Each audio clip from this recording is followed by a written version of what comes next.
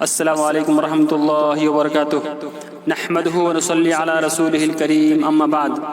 برادران اسلام، معزز دوستو، بزرگ اور بھائیوں، توحید اور شرک کے متعلق باتیں چل رہی ہیں اور بفضلہ تعالی ہم اس تعلق سے بہت ساری آیتیں اور بہت ساری حدیثیں دیکھ چکے ہیں، اور آج بھی اسی سلسلے کو آگے بڑھاتے ہوئے ہم کچھ اور باتیں دیکھیں گے۔ جیسے کہ پچھلی گفتگو میں ہم نے یہ دیکھا کہ نبی کریم صلی اللہ علیہ وسلم کے زمانے میں جو مشرک تھے وہ اللہ رب العزت کو مانتے تھے، آسمان اور زمین کا خالق مالک سمجھتے تھے، کانوں اور آنکھوں کا مالک، مختار کل، رزق دینے والا، مدبر الامر، نفع نقصان کا مالک، مشکل کو دور کرنے والا، بیماری سے دور کرنے والا سمجھتے تھے۔ اس کے باوجود وہ کچھ ہستیوں کے بارے میں، جیسے انبیاء ہیں، رسول ہیں، اور ان کے علاوہ کچھ ایسی ہستیاں تھیں جن کو وہ لوگ جن میں ما فوق الاسباب اختیار سمجھتے تھے کہ ان کے اندر میں کچھ اللہ نے ایسے اختیار دیے ہوئے ہیں جس کی وجہ سے ہم جب ان کو پکارتے ہیں تو وہ ہماری مشکلات اور پریشانی کو دور کر دیتے ہیں۔ ان کے پکارنے کو، ان کے نام کے نظر و نیاز کو، ان کے نام کے چڑھاوے کو اللہ رب العزت نے عبادت قرار دیا، جس کی وجہ سے وہ اللہ کو ماننے کے باوجود مشرک قرار پائے۔ آج اسی بات کو ہم کچھ اور دیکھیں گے تفصیل کے ساتھ انشاءاللہ تعالی۔ چنانچہ اللہ رب العزت نے سورہ اسراء آیت نمبر 56 میں فرماتا ہے، قُلِ ادْعُوا الَّذِينَ زَعَمْتُم مِّن دُونِهِ فَلَا يَمْلِكُونَ كَشْفَ الضُّرِّ عَنكُمْ وَلَا تَحْوِيلًا أُولَٰئِكَ الَّذِينَ يَدْعُونَ يَبْتَغُونَ إِلَىٰ رَبِّهِمُ الْوَسِيلَةَ أَيُّهُمْ أَقْرَبُ وَيَرْجُونَ رَحْمَتَهُ وَيَخَافُونَ عَذَابَهُ إِنَّ عَذَابَ رَبِّكَ كَانَ مَحْذُورًا۔ سورہ اسراء آیت نمبر 56 اور 57۔ اللہ فرماتا ہے کہ اے نبی کہہ دیجئے کہ اللہ کے علاوہ جن تم پکارتے ہو، جن کو تم مشکل کشا اور حاجت روا سمجھتے ہو، فلا یملکون کشف الضر عنکم ولا تحویلا، وہ نہ تو تم سے کچھ تکلیف دور کر سکتے ہیں اور نہ تو تمہاری تکلیف کو بدل سکتے ہیں، اور جنہیں یہ لوگ پکار رہے ہیں خود وہ رب کے تقرب کی جستجو میں رہتے ہیں۔ یعنی مشرکین اللہ کے علاوہ جن کو پکارتے ہیں، اللہ کو پکارتے ہیں، اس کے بعد کسی اور کوئی پکارتے ہیں، تو کیا ہیں؟ خود یبتغون الی ربہم الوسیلہ، جن کو پکارتے ہیں وہ خود رب سے قریب ہونا چاہتے ہیں، رب سے قریب ہونے کی جستجو رکھتے ہیں کہ ایہم اقرب، کہ ان میں سے کون اللہ کے نزدیک ہو جائے، وہ اقرب، ٹھیک ہے۔ اس کے بعد ویرجون رحمتہ، اور وہ اللہ کی رحمت کی امید رکھتے ہیں، وَيَخَافُونَ عَذَابَهُ، وہ اللہ کے عذاب سے ڈرتے بھی ہیں۔ تو اللہ سے رحمت کی امید کون رکھتے ہیں اور اللہ کے عذاب سے ڈرتے کون ہیں؟ متقی، پرہیزگار، انبیاء، رسل، صالحین، بزرگان دین، جو اللہ کے قریب ہونے کا جستجو رکھتے ہیں اور اللہ کی رحمت کو امید رکھتے ہیں اور اس کے عذاب سے ڈرتے ہیں۔ تو یہاں سوال پیدا ہوتا ہے کہ جن کو پکار رہے تھے لوگ وہ انبیاء، رسل، صالحین، بزرگان دین تھے، ان کے بارے میں اللہ فرماتا ہے فلا یملکون کشف الضر عنکم ولا تحویلا، جن کو تم پکار رہے ہو، جن کے بارے تم گمان کرتے ہو کہ یہ مشکل کشا ہیں، یہ حاجت روا ہیں، یہ بندہ نواز ہیں، یہ غریب نواز ہیں، یہ مشکل دور کرنے والے ہیں، کیا ہیں؟ فلا یملکون کشف الضر عنکم ولا تحویلا، یہ تم سے تمہاری تکلیف دور نہیں کر سکتے اور نہ ہی تمہاری تکلیف کو بدل سکتے ہیں۔ تو یہاں جو کہا گیا ہے، کچھ لوگ کہتے ہیں کہ جہاں پر قرآن میں آیا ہے کہ اللہ کے سوا جن کو تم پکارتے ہو وہ مشکل کشا نہیں ہے، حاجت روا نہیں ہے، تو اس کے متعلق جن لوگوں کا تعلق مزاروں سے ہے وہ کہتے ہیں کہ یہاں مراد بت ہیں، لکڑی اور پتھر کے بت ہیں جن کو نبی کے زمانے کے مشرک پکارتے تھے، بلکہ ان کا بات غلط ہے کہ مشرکین عرب جن کو پکارتے تھے وہ انبیاء، صالحین، بزرگان دین تھے جن کو پکارتے تھے، اور جن پکارنے کی وجہ سے وہ خود مشرک قرار پائے، ٹھیک ہے۔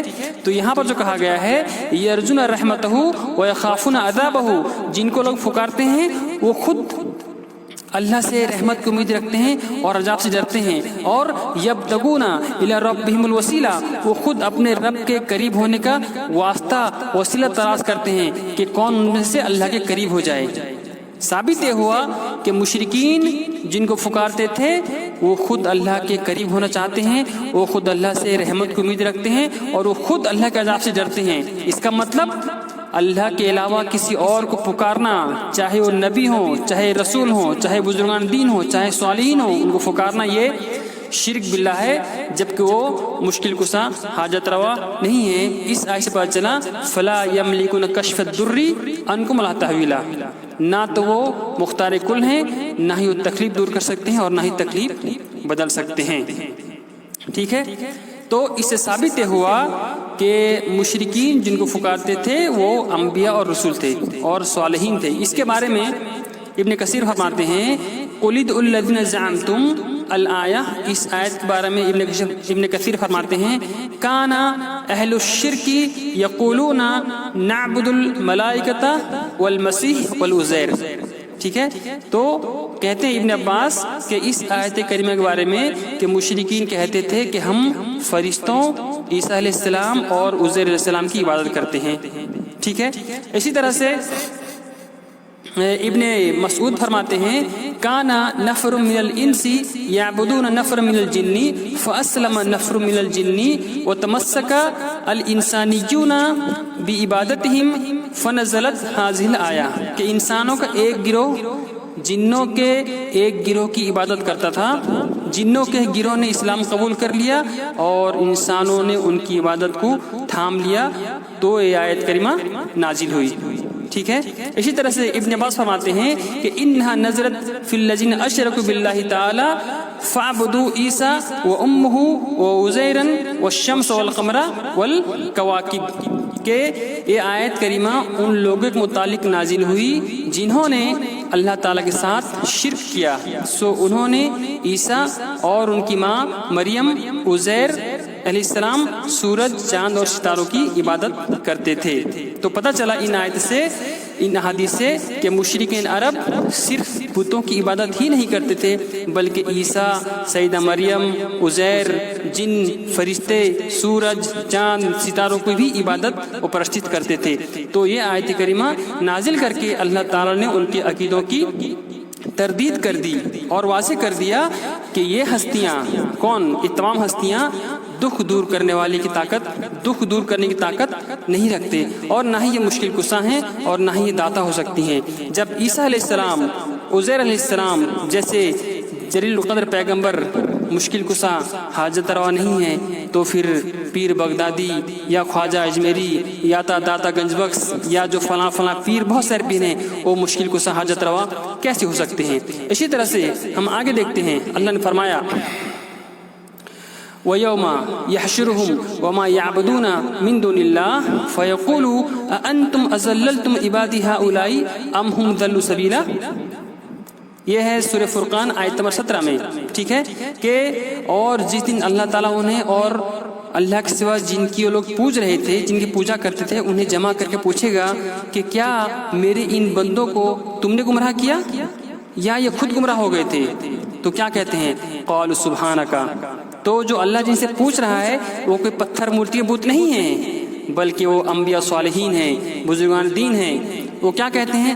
قالوا سبحانک، اے اللہ تو پاک ہے، ما کان ینبغی لنا ان نتخذ من دونک من اولیاء، اے اللہ تعالیٰ تو پاک ذات ہے، خود ہمیں ہی یہ زیبا نہ تھا کہ ہم تیرے سوا اوروں کو اپنا کارساز بناتے۔ بات یہ ہے کہ تو نے انہیں اور ان کے باپ داداؤں کو آشودہ کیا تھا، ان کو خوشحالی دے رکھا تھا، اور یہاں تک کہ وہ نصیحت بھلا بیٹھے اور یہ لوگ ہی ہلاک ہونے والے تھے۔ تو جب اللہ تعالیٰ میدان محشر میں جمع کرے گا ان کو جو لوگ پکار رہے تھے اور جن کو پکارا جا رہا تھا، تو اللہ فرمائے گا کیا تم نے ان کو گمراہ کیا تھا؟ یہ خود گمراہ ہوئے تھے۔ وہ کہیں گے اے اللہ تو پاک ہے، ہم بھلا تیرے سوا کسی اور کو اپنا ولی اور کارساز کیسے بنا سکتے ہیں؟ تو ثابت یہ ہوا کہ مشرکین عرب یا جو مشرکین تھے جن کو پکارتے تھے وہ انبیاء اور صالحین تھے، بلکہ وہ لکڑی اور پتھر کے بت نہیں تھے۔ اسی طرح سے مشرکین عیسیٰ علیہ السلام اور ان کی ماں کو بھی پکارتے تھے۔ چنانچہ آیت کریمہ میں دیکھتے ہیں وَإِذْ قَالَ اللَّهُ يَا عِيسَى ابْنَ مَرْيَمَ أَأَنْتَ قُلْتَ لِلنَّاسِ اتَّخِذُونِي وَأُمِّي إِلَٰهَيْنِ مِن دُونِ اللَّهِ۔ وہ بھی قابل ذکر بات ہے کہ وہ وقت قابل ذکر ہے کہ جب اللہ تعالیٰ کہے گا عیسیٰ سے اے عیسیٰ ابن مریم کیا تم نے کہا تھا لوگوں سے کہ مجھ کو اور میری ماں کو عبادت کر لو، مجھے اور میری ماں کی بات کرو اللہ کے علاوہ؟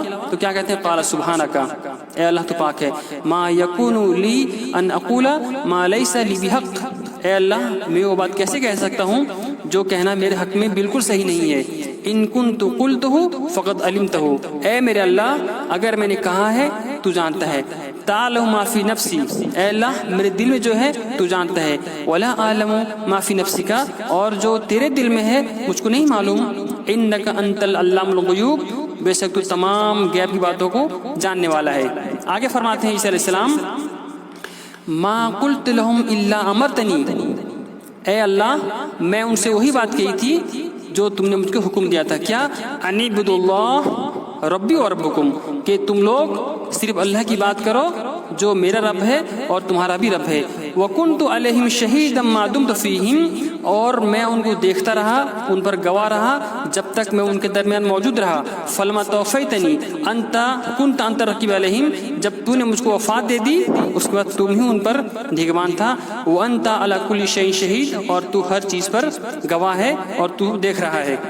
تو اس آیت سے پتہ چلا کہ مشرکین عیسیٰ علیہ السلام اور ان کی ماں مریم علیہ السلام کو بھی پکارتے تھے اور ان کو مشکل کشا حاجت روا سمجھتے تھے، جن کی عقیدوں کی تردید اللہ رب العزت نے اس آیت نے کر دی ہے۔ اور یہ آیت ہے سورہ مائدہ آیت نمبر 116 اور 17۔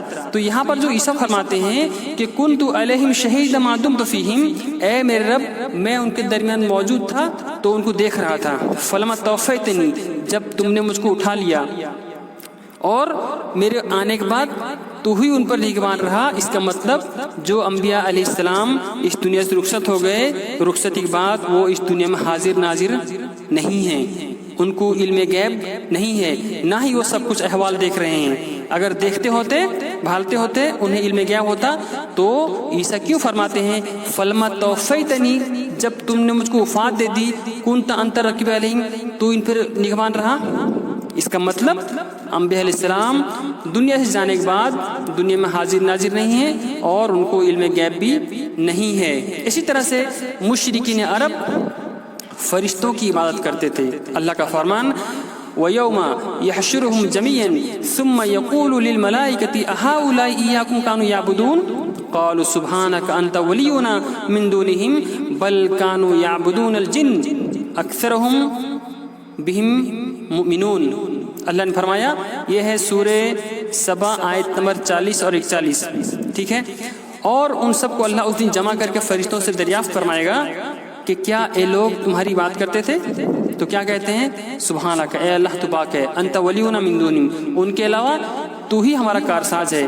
بل کانوا یعبدون الجن، بلکہ یہ لوگ جنوں کی پرستش کرتے تھے، جنوں کی بات کرتے تھے۔ اکثرهم بہ مومنون، اور اکثر لوگ انہی پر ایمان لائے تھے۔ اس کا مطلب اہل مشرک جو شرک والے ہیں، جو شرک کرتے تھے، جو مشرک تھے، وہ اس طرح سے جنوں کی بات کرتے تھے اور جنوں پر بھی ایمان لے کے آئے تھے۔ اسی طرح سے وَجَعَلُوا الْمَلَائِكَةَ الَّذِينَ هُمْ عِبَادُ الرَّحْمَنِ إِنَاثًا، اللہ فرماتا ہے کہ انہوں نے جو فرشتے ہیں ان کو کیا کہا کہ وہ عورتیں ہیں، یہ فرشتے کیا ہیں؟ عورتیں ہیں۔ اللہ فرماتا ہے اشہدوا خلقہم، کیا ان کی پیدائش کے موقع پر یہ موجود تھے؟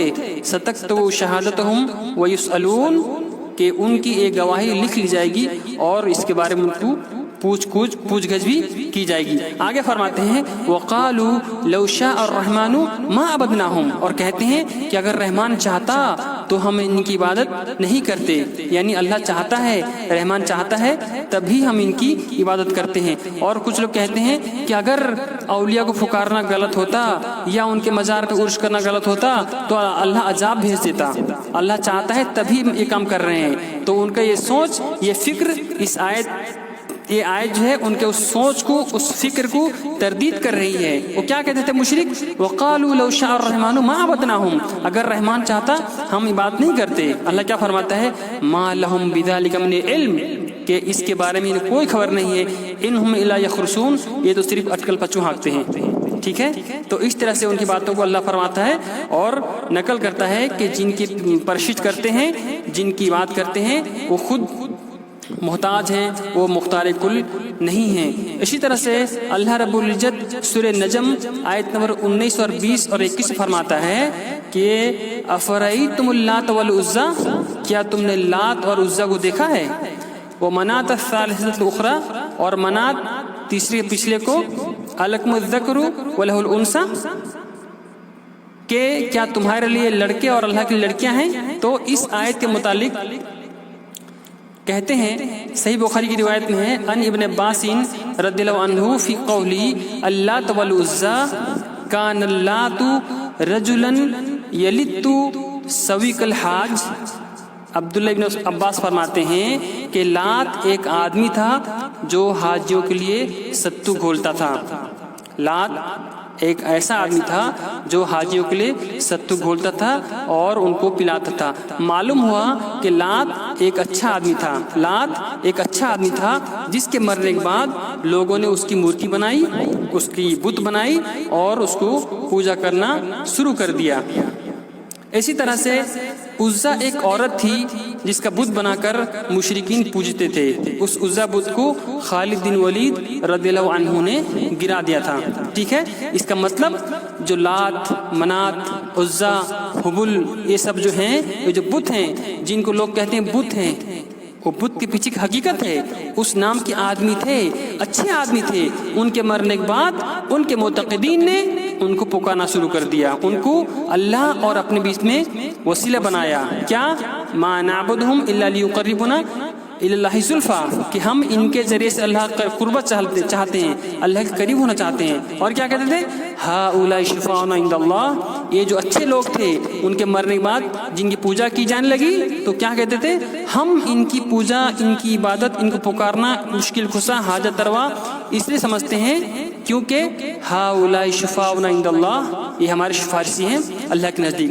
جیسے کہ پہلے بتا چکا ہوں کہ جب نوح علیہ السلام اپنی قوم کو دعوت دیے ایک اللہ کی طرف، انہوں نے کیا کہا؟ وقالوا لا تذرن آلہتکم، اے لوگو اپنے معبودوں کو نہیں چھوڑنا، ولا تذرن ودا ولا سواع ولا یغوث ویعوق ونسرا، ود، سوا، یغوث، یعوق اور نصر کو نہ چھوڑنا. جبکہ احادیث کے اندر آتا ہے کہ ود، سوا، یغوث، یعوق، نصر یہ کون تھے؟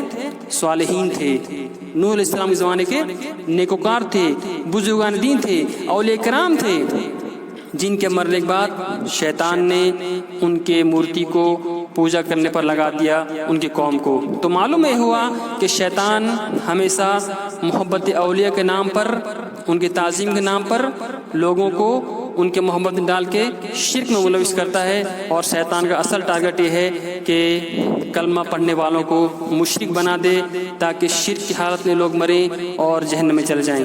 تو شیطان کا مین ٹارگٹ ہے شرک پھیلانا اور شرک کی طرف لوگوں کو دعوت دینا اور شرک میں ملوث کرنا. لیکن قرآن اور احادیث کی صاف ستھری آیتیں اور صحیح احادیث سے پتہ چلتا ہے کہ یہ جو شرک کے جتنے مظاہر ہیں اس سے اسلام کا کوئی تعلق نہیں ہے. آج مسلمان شرک میں ڈوبے ہوئے ہیں، غفلت کے طور پر، لا علمی کی بنا پر. ہم ان باتوں کو پہنچانا چاہتے ہیں اور سنانا چاہتے ہیں کہ اے لوگو، آپ کا اگر تعلق ان باتوں سے ہے، ان مزارات سے، اولیاء اور ان کو پکارنا، ان کو حاجت روا، مشکل کشا، داتا، گنج بخش سمجھنا، یہ آپ کی لا علمی کی بنا پر ہے. ورنہ قرآن اور حدیث پڑھا جائے تو صاف تعلیمات یہ ملتی ہے کہ اللہ ہی مشکل کشا ہے، وہی حاجت روا ہے، وہی بندہ نواز ہے، وہی گریب نواز ہے، وہی غوث اعظم ہے. اللہ کے علاوہ نہ تو کوئی غوث اعظم ہے، نہ تو کوئی غریب النواز ہے، نہ کوئی بندہ نواز ہے. وہی مشکل دور کرنے والا ہے، وہی حاجت پوری کرنے والا ہے، وہی خالی گود کو ہری کرنے والا ہے. اس کے علاوہ کوئی نہیں ہے جو یہ تمام کام کر سکے. وہی ہمارا کارساز ہے، وہی ہمارا حامی اور مددگار ہے.